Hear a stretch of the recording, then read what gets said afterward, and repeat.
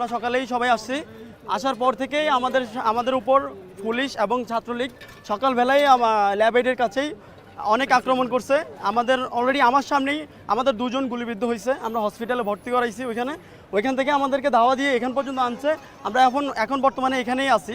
আমার মায়ের রক্ত, আমার বোনের রক্ত।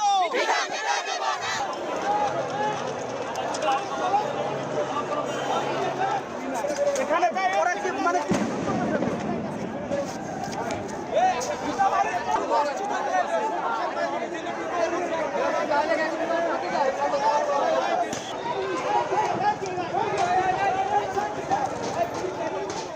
আমাদের দাবি হলো এই যে আমাদের যে ভাই আপুদের যে মারা হয়েছে সেটার বিচার করা হোক, এবং প্রধানমন্ত্রী যেমন একটা নগণ্য একটা কথা বলছে, আমাদের যে রাজাকার বলছে, সে তার জন্য তার কাছে আমরা ক্ষমা চাই।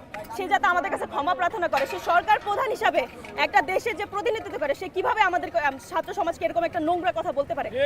তার ক্ষমা আমাদের কাছে চাইতে হবে, এটা আমাদের প্রথম দাবি।